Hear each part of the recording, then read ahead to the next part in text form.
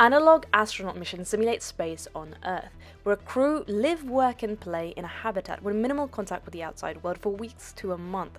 I've explained what it is, but how does it look in the inside? Today I will give you a tour of the Lunares habitat in Piła, Poland. The crew staying in the habitat had just finished their mission, and the first people they saw in weeks, other than their crew members, were us. Raul, one of the crew members, has told me about his mission, so let's get into it.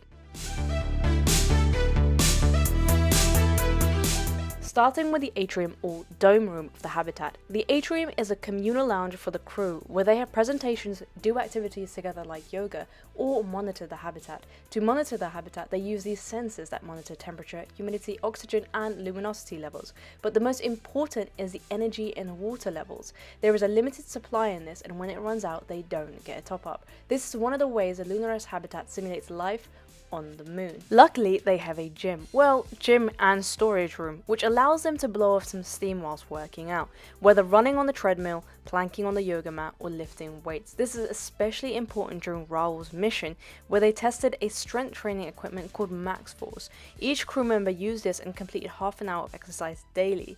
Their strength was monitored during the mission to see if it improved.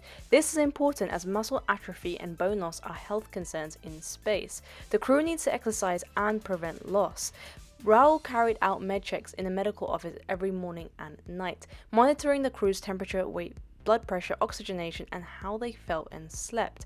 A key observation was that everyone lost weight. Raul lost 4 kilograms by the end of the mission. Unlike college or university, where you have your room, the Lunares dormitory is made up of 6 pods. Each pod is assigned to a crew member, where they have a shelf to keep small items and a ventilation unit. It is their only place of privacy during the mission, so even though it is small, it is a sacred space. But as you can imagine, living and working in isolation can be challenging, and having to sleep all in the same place only adds another layer to that. But what do they eat pre and post workout? The kitchen.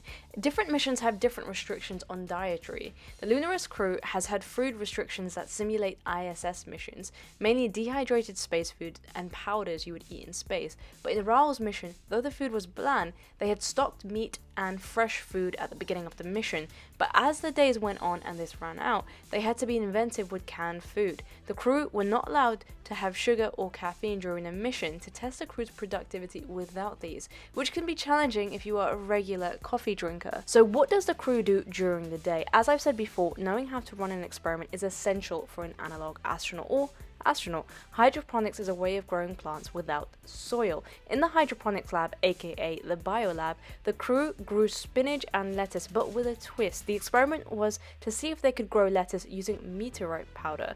They had 2 groups, one control group with soil and another with meteorite soil. They noticed the lettuce grows slowly but still grows, showing that it is good at absorbing metals. This is good to know as the soil can be messy and hard to access in space.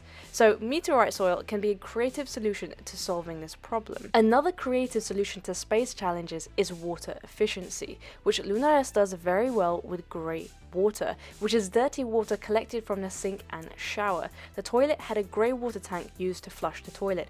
Don't worry, the water from the toilet doesn't get reused. The benefit of grey water is saving on fresh water, which is limited. The habitat has 2 big water tanks. That is all they have for the mission, so they don't have any more once it runs out. Experiments aren't just carried out in the habitat, but similar to space, they have EVAs, which they get suited up for.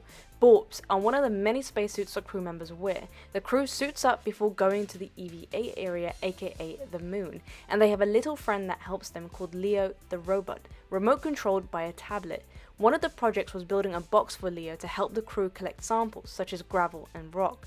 Borp has the bulkiness of a spacesuit, which gives the crew a sense of what it is like to complete tasks while wearing thick gloves. Finally, we have the room that is an engineer's paradise, the workstation, coming with a 3D printer that was used to build the box for Leo the robot, and electrical and wiring tools to help create and design solutions to challenges when resources are limited. So Raul's mission was 15 days long, with minimal contact with the outside world and sunlight.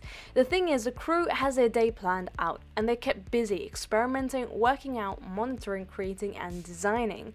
Analog habitats allow the crew to understand what it would be like to live, work, and play on the moon. And soon, I will be doing one, and I will tell you more in upcoming videos. Until next time, stay safe, like, comment, and subscribe, and hopefully one day I will see you in space.